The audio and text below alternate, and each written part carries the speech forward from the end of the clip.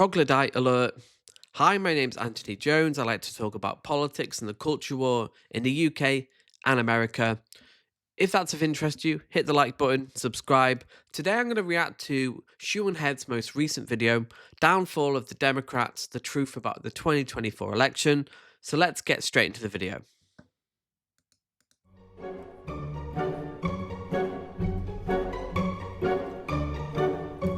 True. Election night in America, one of the most consequential elections in recent history. Donald Trump has won the presidential election in Kentucky. To Florida, Alabama, Tennessee, and Oklahoma. Missouri will go to Donald Trump. It's clear now that Donald Trump has picked up key support among Hispanic voters, despite all the things that he said. Donald Trump will win the state of North Carolina. That the state of Georgia will go to former President Donald Trump. The evening was getting increasingly somber as people realized what this map is looking like. CNN projects that Donald Trump will win the great Commonwealth of Pennsylvania. Kamala Harris is not winning. So you won't hear from the vice president tonight? News Decision Desk can now officially project that Donald Trump will become the 47th president of the United States. Do you really think that the Democratic Party is fighting for you? The overwhelming answer is no. No.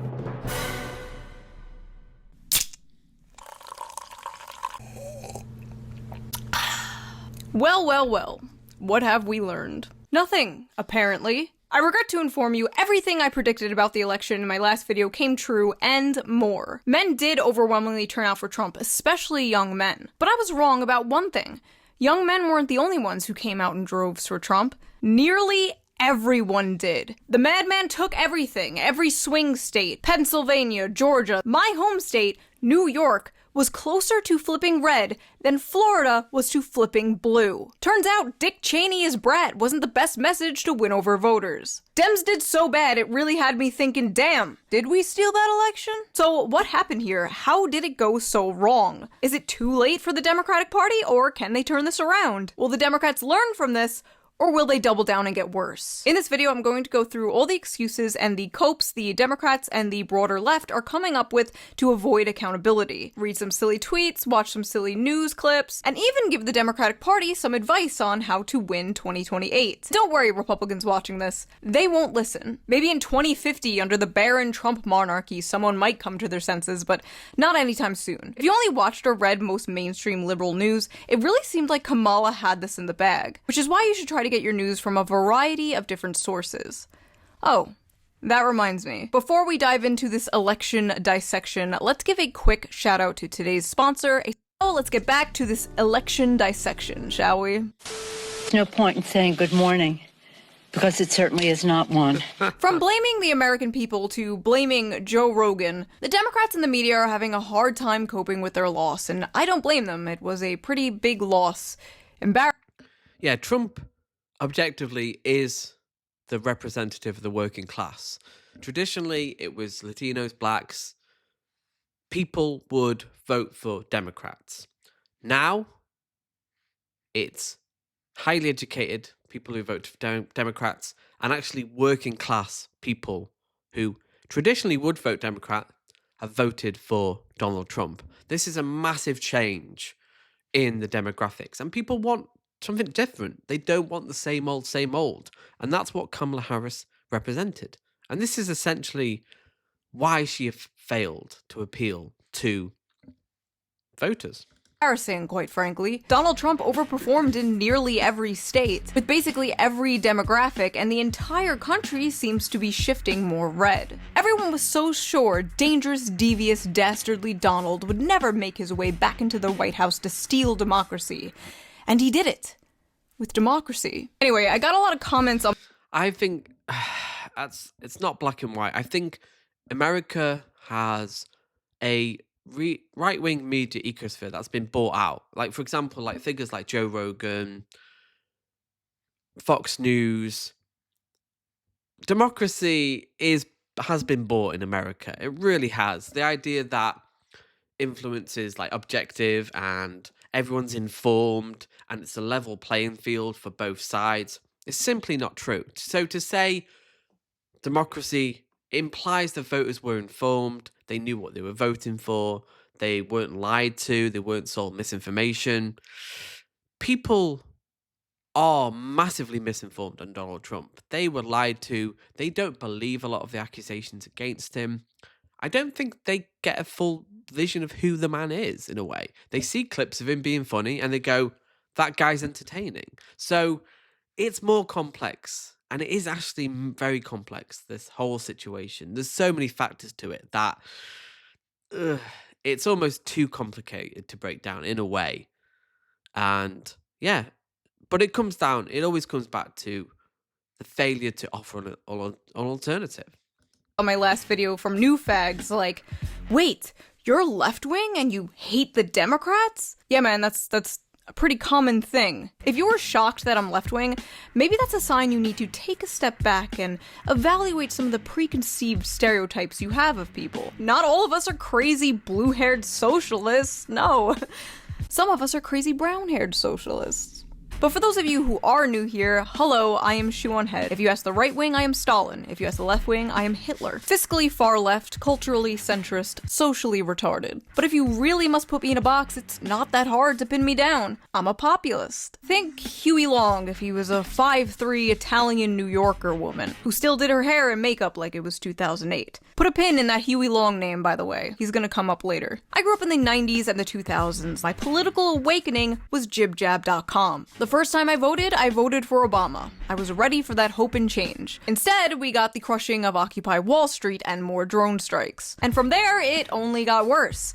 I voted for Bernie in the primaries in 2016, and I watched as the Democratic Party did everything in their power to destroy this man twice. So it is safe to say I am a little biased when it comes to the Democratic Party, but I don't think I've hated them more than I do right now. The truth is, my last video was way meaner and way harsher than the final product turned out to be. When I showed the video to my assistant, he basically had an intervention with me and he was like, listen, you need to soften this up a bit. It's a few days before the election. You went too hard. Well, the election is over. And I'm sorry, River, but I'm going hard.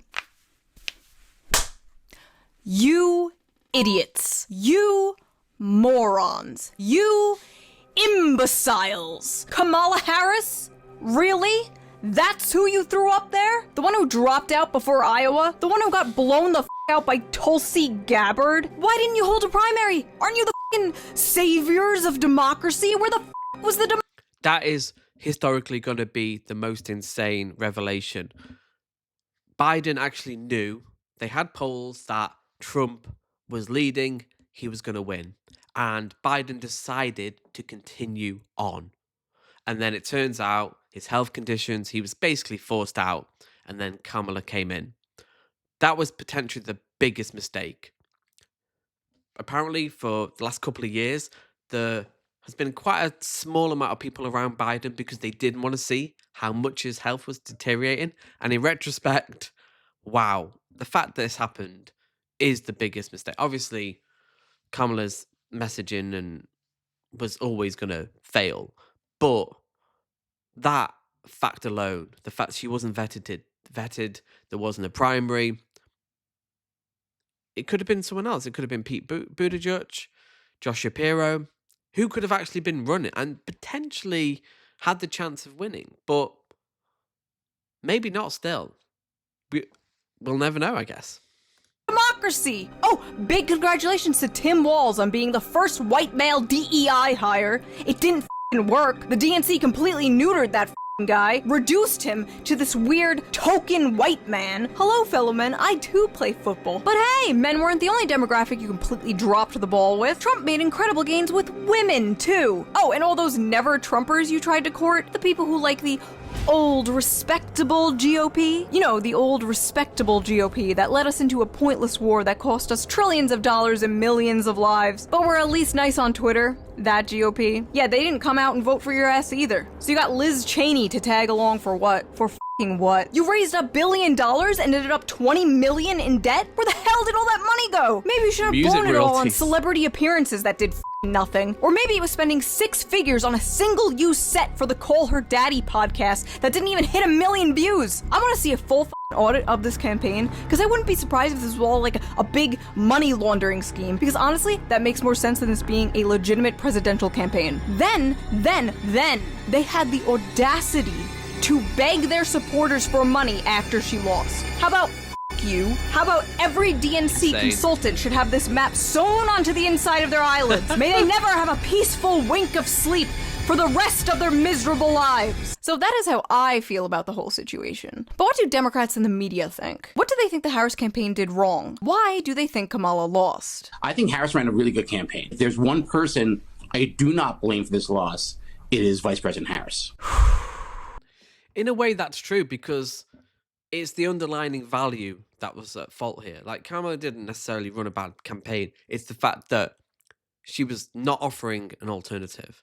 She was not leaning to the populist time we live in. And inherently, she was just offering the same old. And that's why she lost. So it's not necessarily the campaign. It's the fact that Biden knew that Trump was leading. They didn't do a primary. They didn't actually offer the public some change, some hope, something different. This is gonna be a long fucking video.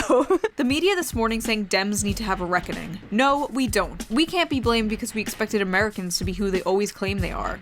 Democrats don't have a messaging problem. America has a racism problem. Kamala ran a flawless campaign in 100 days, and I refuse to let y'all gaslight me into believing anything other than that. She lost because she's a woman, and a black one at that. There is an element of truth to that. America does have a racism problem.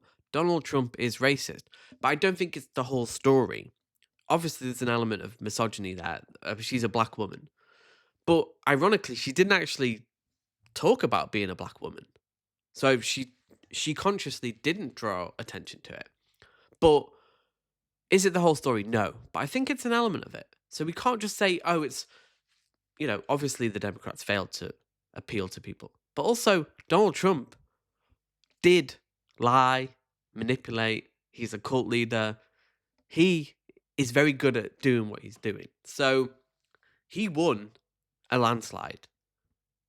So I think we need to focus on both sides and go, yes, it was a failure on the Democrats, but also Donald Trump is very good at doing what he does.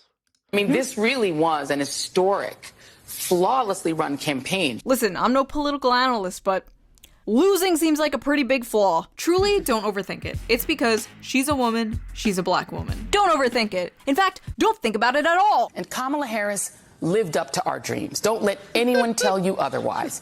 She ran a remarkable 107-day emergency campaign full of joy and hope. Kamala Harris was the perfect candidate, and she ran a beautiful campaign of joy, empathy, and unity. Joy and empathy and unity doesn't motivate people to go to the polls. No wonder Republicans had incredible turnout and so many Democrats stayed home. This isn't Steven's universe. You just can't joy and empathy and unity your way out of not being able to afford food for your family. CNN has a story titled, "Where the Harris Campaign Went Wrong." Nope. I won't read it. Harris ran a great campaign. The story should be titled, "Where the American People Went Wrong." La la la, I can't hear you. La la la la la la, I can't hear you. It's not me, it's you. La la la la. The cope is unreal here. They don't even want to listen to criticism. They really think they did absolutely nothing wrong. They only see this as a Trump win and not a Democrat failure. Kamala Harris was not a flawed candidate. America is a flawed country. This incredible tweet here is from Shannon Watts, who is on the board of Emerge America, which is an organization that, quote, shows Democratic women how to run for office.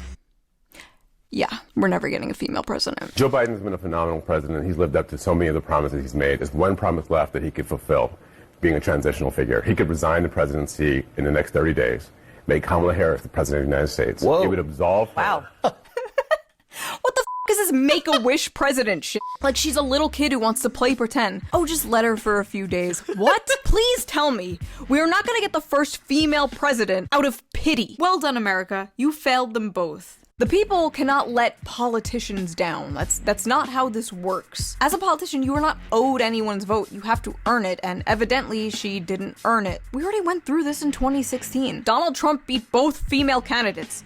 Donald iron sealing Trump. It's not our fault.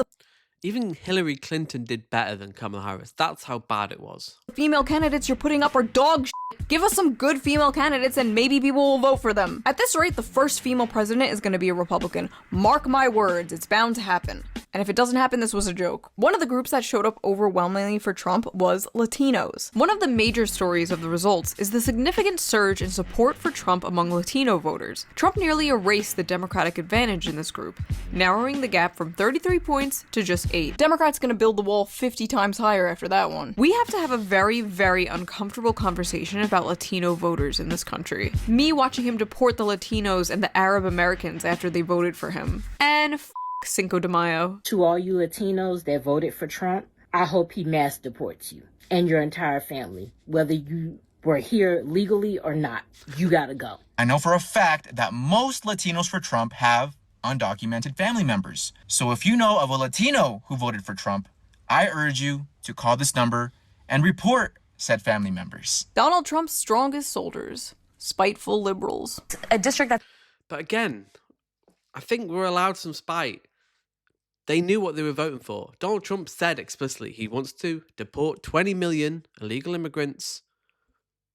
If he does that, people know what they were voting for. So I think, again, we have to have empathy and we have to realize, but people aren't rational in their choices. They will vote against their own interest, and we should be able to call that out. And in some ways, I don't think we called it out loud enough. The fact that Trump is not the answer.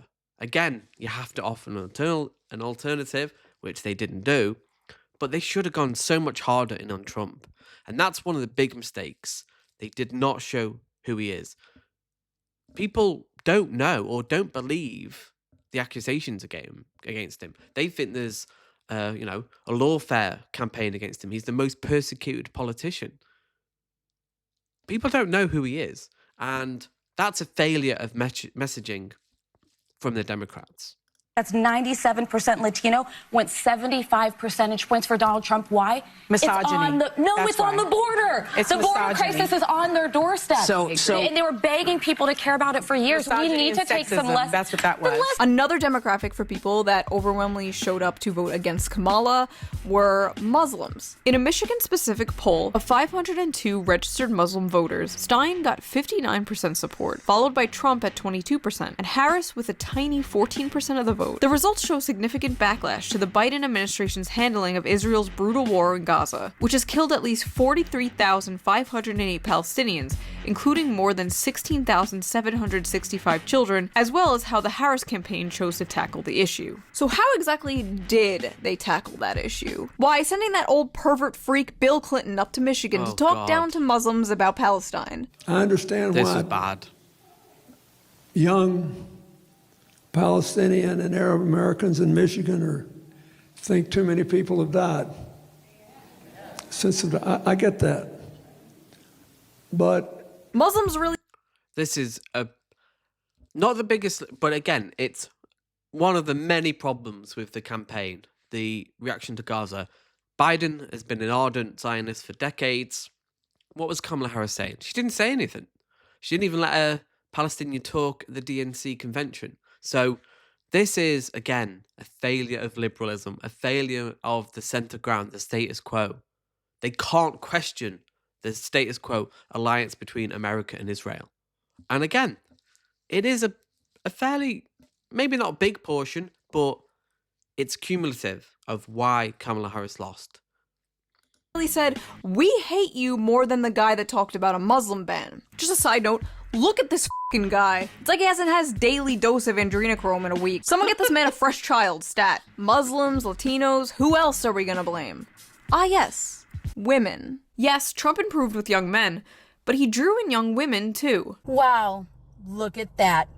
52% of all women who look like me are stupid. Despite making abortion the #1 issue in her campaign, despite Brat Summer, despite the white women for Harris Zoom calls, and most of all despite the Taylor Swift endorsement, Harris only managed to get +8 with women. Despite it all, many women came out to support Trump, especially Gen Z women. In 2020, 30% of young women voted for Trump. In 2024, 40% of young women voted for Trump. In fact, so many women voted for him that women on TikTok started wearing blue bracelets to signal to other women that they were one of the good ones who didn't vote for Trump. Swifties, I'm buying as many blue beads and blue hearts as I can, and I'm gonna make bracelets so we know who we can trust. Yeah. Anyway, some young women in response to Trump's victory are starting to get into the 4B movement. A movement started in South Korea. Basically, MGTOW for women. Women giving up on dating men, having sex with men, having babies, marriage, whatever. Oh, this is so interesting. Again, not a lot of this is not black and white. And I think in Korea, South Korea, a lot of men are massively anti-feminist. So you've got this backlash against women who see that. Again, they're becoming more progressive and they're seeing how misogynistic these men are. And it's just making the bigger divide. And we are so divided. And there's no easy solutions to this because there's concerns on both sides. And when people are so divided and in their own echo chambers, it's hard to have a real discussion. We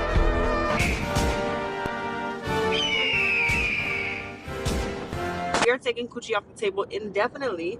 Cancel all future plans with men. 4B is where it's at. Use their own stupid traditional views against them. Say that you don't want sex before marriage. Say that you are waiting for the right man. They will be seething because they are sexually dependent on women who they call sluts. See, this is the best angle. No sex before marriage. Give them what they voted for. So conservatives won the election and women are threatening to not sleep around. It kind of seems like the conservatives won a little more than just the election. I might do a whole video on the 4B movement. Tell me if you're interested in that.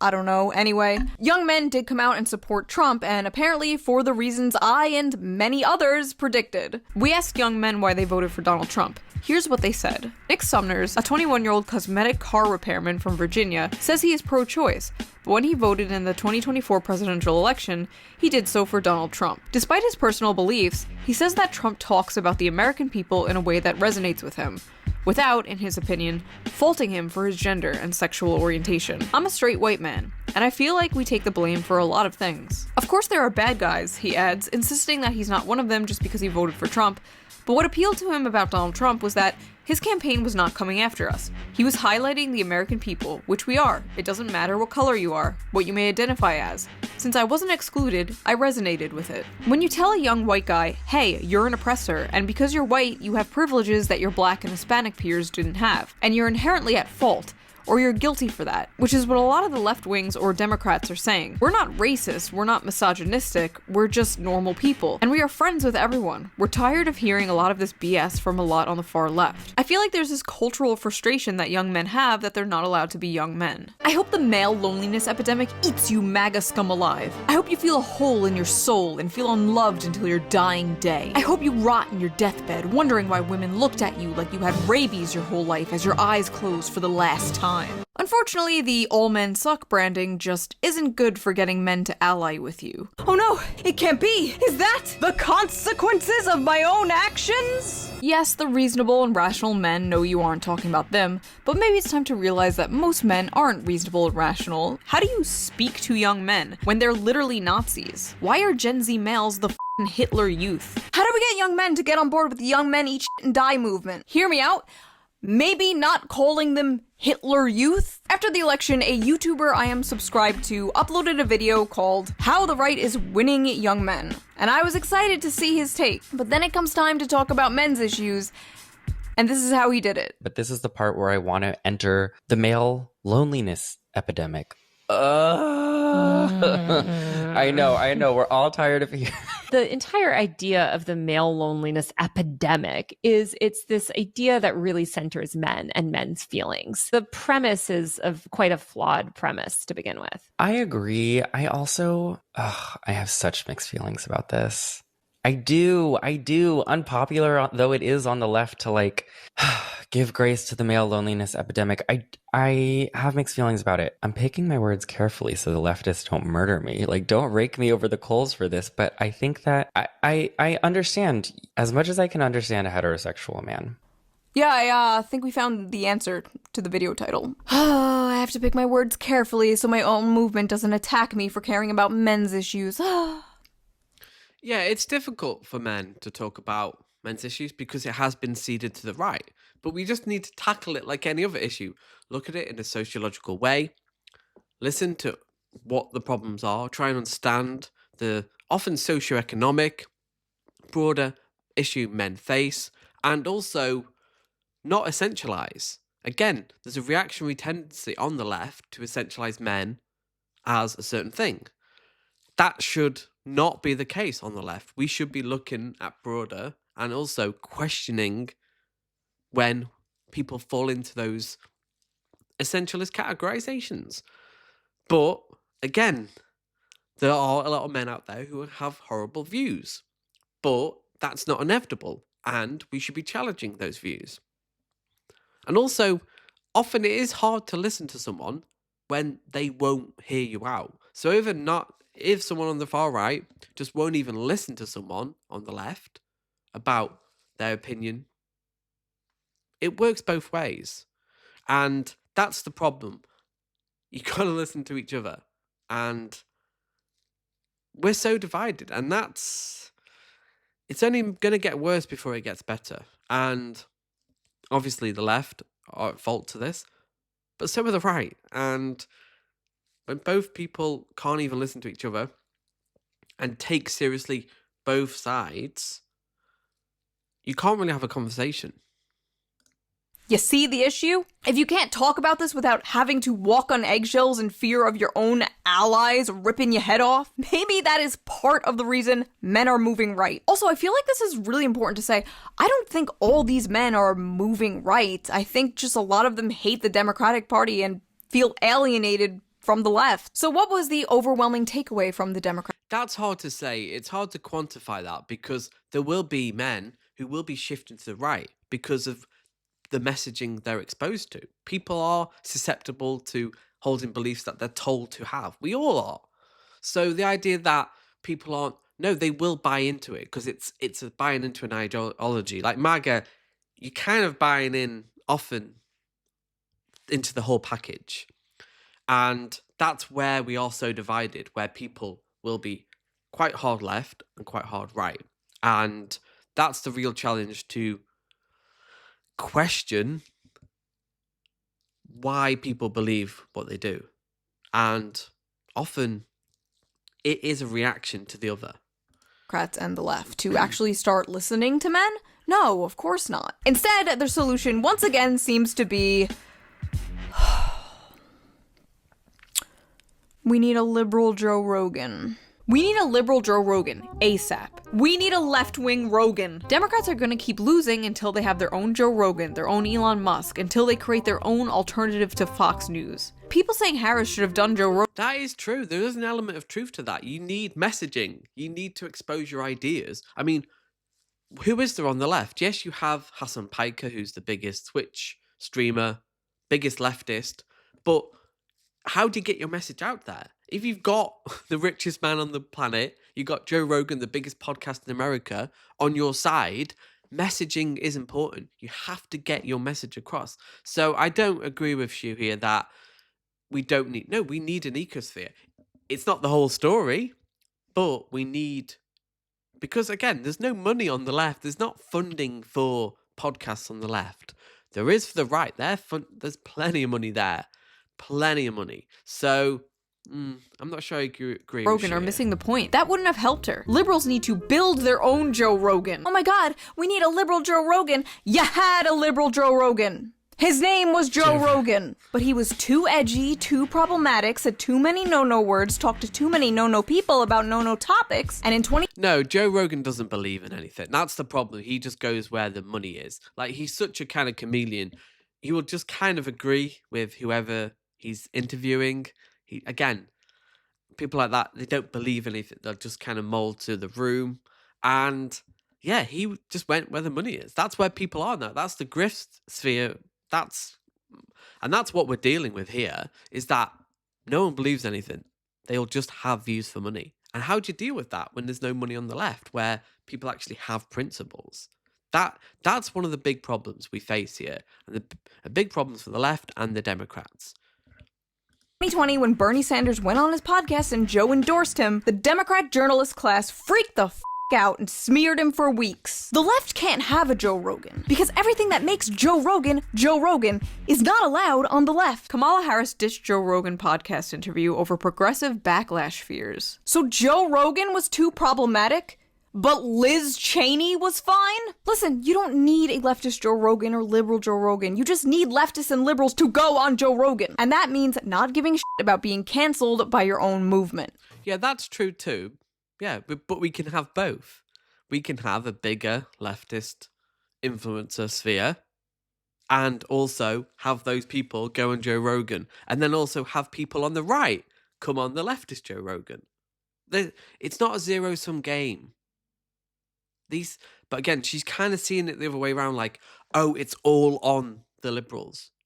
Well, no, we are also reacting. Like in the UK, like the fact that Labour didn't win, the Tories just lost. And that's kind of been the trend in the last few years across the world. So it's not all credit for Donald Trump.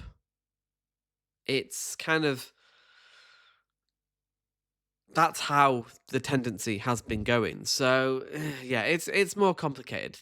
Look, you can have an argument with Rogan, agree with him, disagree with him, but what's the problem going on in those shows? I got vilified by some of the Democratic establishment because I went on Rogan's show. Now a lot of other people are doing just that. Anyways, And I think the reason why was because she didn't want to talk about cannabis, which is just so silly. Like, is that a controversial thing in America? I thought it was legalized.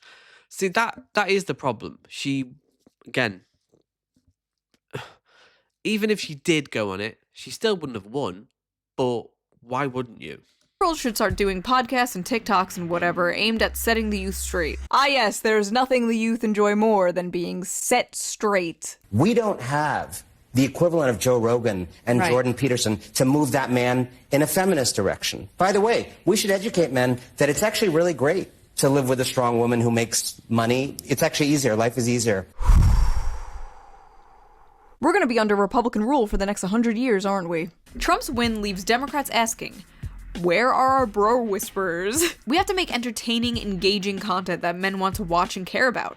Then, over time, you pepper in more progressive views. So you want to start a normal podcast and then start sprinkling in propaganda? Should you even be saying this out loud? Dems need to seriously... No, but that's what the right do. Steve Bannon, they're very aware of what they were doing. Donald Trump knew what he was doing by appearing on Aiden Ross, Joe Rogan, Theo Von. You can't have it both ways. You need to use propaganda. Propaganda is a tool that you use to get your messaging across. So, yes, you need to pepper in progressive views and be edgy. They put all their money into creating propaganda networks to compete with the right's massive amount of propaganda. Democrats need their own propaganda machine, and That is true, though. That is objectively true. Propaganda is a dirty word, but it just means basically your messaging. And the left has no framework. Liberals have a bit more, but you need to get your message across. I'm not even joking a little bit. First of all, again, I don't think we need better propaganda is something you should be saying out loud. Second of all, Democrats already... Well, she doesn't understand what propaganda means. Propaganda is a neutral term that has a negative content. It just means information. Your information. It's how you get your information out there. have that, and I've had it for decades. It's called Hollywood. It's called every celebrity, every institution, every piece of media, from movies to video games. Every celebrity from Beyonce to Taylor Swift endorsed. But that's liberal media. It's not leftist. Hollywood is very capitalistic. Yeah, it's progressive socially, but it's still making billions of dollars. So Hollywood isn't the solution because it is often tokenistic, like representation of it's not far enough. Like Hollywood is not the answer to this at all. Hollywood, I would argue, is the problem. Liberalism is the problem, that people are not attracted to that. Millionaires telling you, oh, have a black character and that's it. No, have interesting stories about people of different colors, different cultures have interesting stories. So, not sure I agree with Forced Shea. her. She had Cardi B at all her rallies. She got the fucking Avengers together. Hi, you guys. Hi, Avengers. Hey, Scarlett. Wow, Trump is literally Thanos. By the way, with all these like journalists and people talking about how we need a liberal Andrew Tate, a liberal Joe Rogan, yeah, be prepared to see some of the most forced, overproduced, astroturfed streamers and YouTubers to pop up overnight and subtly or not so subtly start shilling for the Democratic Party. You're gonna start seeing But that's what they do on the right, though. It's all astroturf. These people like Ben Shapiro, it's all pumped into money. They get them on YouTube. It's all pushed through billionaire-backed financial oligarchs. So how can we compete with that? If you're saying we can't come up with podcasters and try and actually...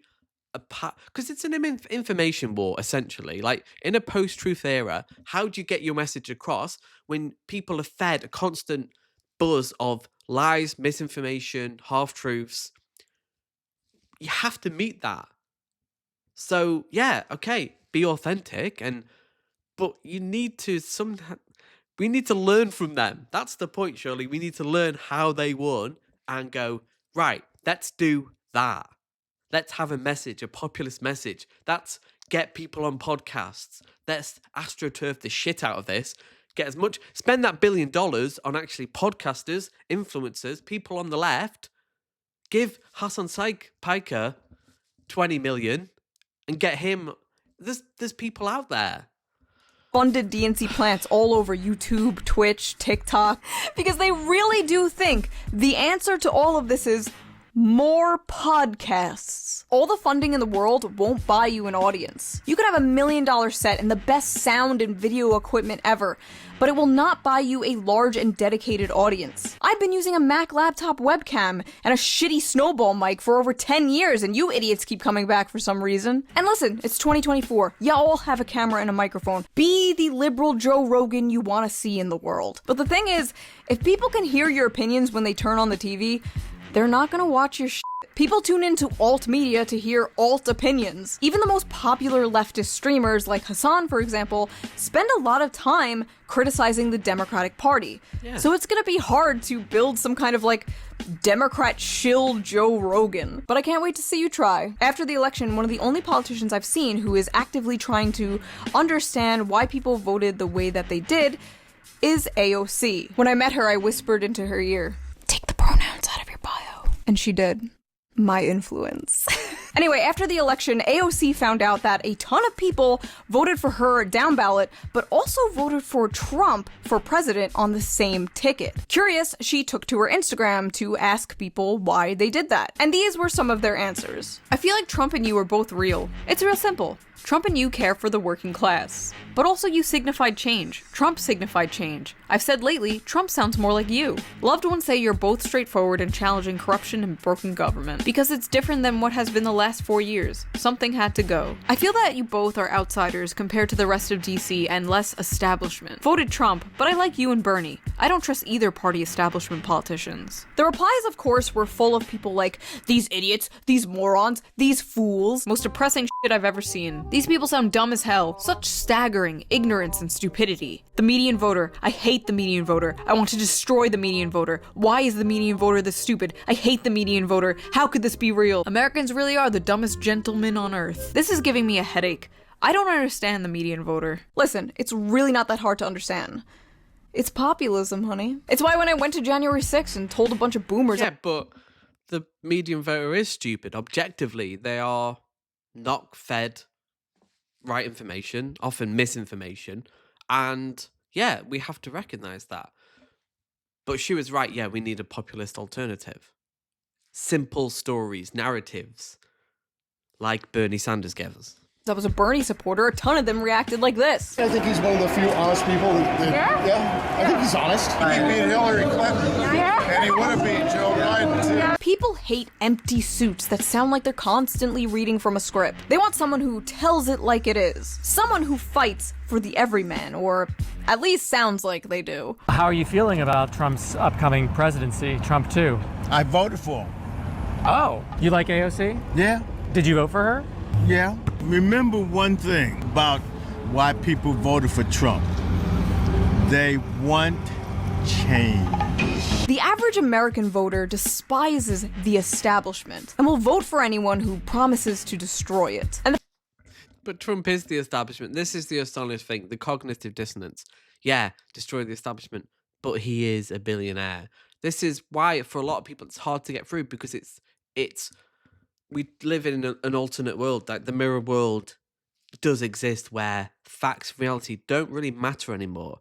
And that's part of the problem, really. We do live in a post-truth era where actually people getting the facts and information is not happening. The fact that none of you understand this is a big reason why you lost and will continue to lose until you do understand it. Capiche? The beatings will continue until the populism improves. How could people have voted for this felon? How could they vote for Trump, especially after January 6th, where he led a bunch of his supporters to destroy that beautiful, shining beacon of hope? Well, first of all, you have to understand that that's not a shining beacon of hope to most people. That is a dirty, disgusting brothel that sold out the future of their children and will probably send them into the next world war. After all the indictment. And also, there was no consequences to that. That's the problem, is that the DNC didn't do anything about the insurrection. Why not?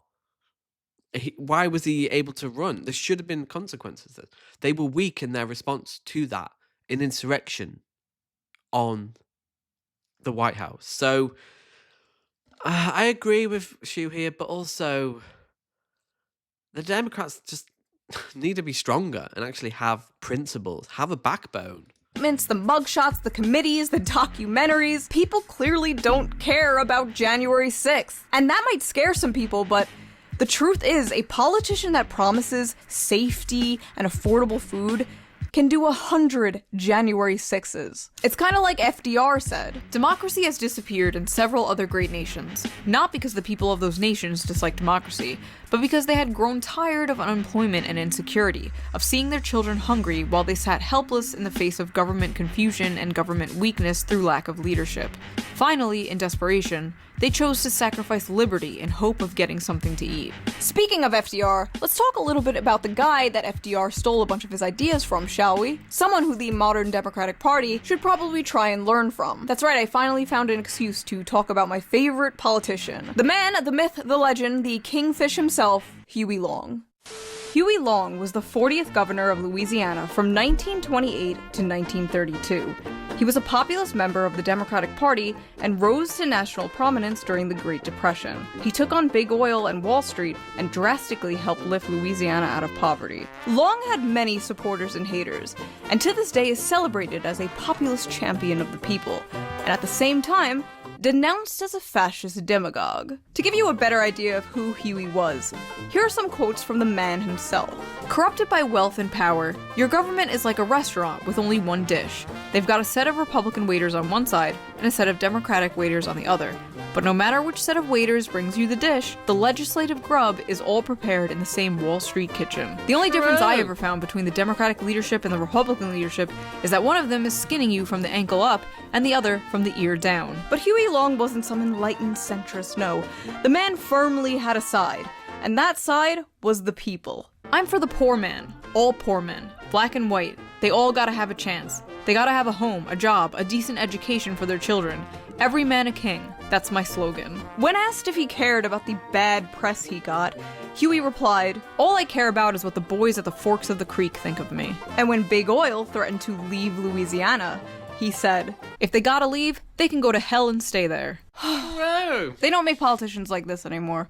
Politicians used to be like mob bosses. Now they go on Call Her Daddy podcasts. Sad. Huey had many powerful enemies, and because of this, he was assassinated in 1935. His last words were allegedly, "God, don't let me die. I have so much to do." There's a lot of talk online right now about how we need a Joe Rogan for the left and Andrew Tate for the left, but there's also talk about how we need a Donald Trump for the left, and well, Huey Long was exactly that. And to be completely honest, I don't think you people could handle a Donald Trump for the left. You couldn't even handle Bernie Sanders. You called him... Yeah, that's true. That is a sad thing, is that if you can't handle Bernie Sanders, who, you know, he's funny, but he's nowhere near as edgy as Donald Trump. We need someone who's, you know, funny, not politically correct. someone willing to make jokes about the establishment, about Elon Musk. You know, we had a little glimpse of it when Tim Waltz called Elon Musk a dipshit, but we need that times 1,000. And that's the only way we can go forward now as a left project, is to have someone who's charismatic, funny, edgy, and has a story, an alternative narrative about who is screwing you over. And that's the oligarchs. Him a sexist and a racist and did everything in your power to crush him and keep him down. But unlike Bernie, Huey Long wouldn't just lay down and take it. Huey Long would scare the shit out of the modern Democratic Party. But if there's anyone they need to take a lesson from, it's him. Alright, time to get out of this costume. I feel like an old whore. It should come as no great surprise that the Democratic Party, which has abandoned working class people, would find that the working class had abandoned them, Bernie Sanders said in a statement about the results of Tuesday's election. While the Democratic leadership defends the status quo, the American people are angry and want change, and they're right. Will the big money interests and well-paid consultants who control the Democratic Party learn any real lessons from this disastrous campaign? Will they understand the pain and political alienation that tens of millions of Americans are experiencing? Do they have any ideas as to how we can take on the increasingly powerful oligarchy, which has so much economic power? Probably not. All the groups that Sanders originally courted, young people, Latinos, the working class, are gone. And I don't know if they're coming back. Maybe this is a one-time thing, maybe it's just because of Trump or inflation, or maybe the meme is coming true. Maybe Republicans are the new party of the working class. Democrats' working class exodus sets off reckoning within party. Democrats, who have long prided themselves as the party for the little guy, instead strengthened their emerging base of financially secure college graduates this election, while a growing number of blue-collar voters embraced Trump and Republicans. Especially alarming for Democrats this election, the exodus of working class voters from the Democratic Party included not just white voters, but helped Trump make gains with Latino and black men. This realignment crystallized a political reality that is tough for Democrats to swallow. With blue-collar voters flocking away from their party over multiple election cycles, Democrats' refashioned base is becoming more upper-class, urban, suburban, and coastal. It's a narrowed coalition that does not bode well for future elections. To put things into perspective, the Trump coalition is closer to the Obama coalition than the Harris one is. That is crazy. That is wild. Yeah. That is what we call a potential party switch. And I don't really care about how many leftists or Democrats cope about this. We have better union policies, we have better wages policy. Yeah, that might be true, and I agree, but we don't get to decide who the party of the working class is. The working class does. And if exit polls are anything to go by, basic left-wing economic policy is still incredibly popular. People just hate the Democratic Party. Yeah. White men without college degrees are going to ruin this country. First of all, white men without college degrees built this country, bitch. Second of all, this is apparently a real Democratic Party strategist saying this. You want to know how to win 2028? Step 1. Stop listening to freaks like this. The election, if having a degree was a requirement to vote. And this is what the election would look like if everyone was allowed to vote. Oh wait. That's this election. I too hate democracy. And I think Bernie Sanders is wrong. I think the more relevant question actually is what is wrong with America? Democrats have a smug problem. The day after the election, an NBC News chart circulated on Instagram that highlighting exit poll data showing that the more education you had, the more likely you would vote for Vice President Kamala Harris over President-elect Donald Trump. Some liberals used the occasion to look down upon the icky dummies who were too stupid to know they shouldn't vote for Trump. Yet Trump's victory was both definitive and diverse. He won broad swaths of the electorate, making significant gains in New York and California, and winning over larger percentages of Latino voters and young voters than in 2020. He also won a majority of first-time voters. Large factions of the left condescendingly believe that dumb people are the reason Trump won in 2016 and won again in 2024. And that patronizing, visceral vibe is obvious. It's a massive turnoff to many other voters. It is a mountain smug Democrats have to overcome if they want to reconnect with voters. Once, the coastal liberal establishment had an air of open-mindedness. But now, these elites have evolved into the provincial, narrow-minded scolds they once critiqued. All their education has narrowed their worldview.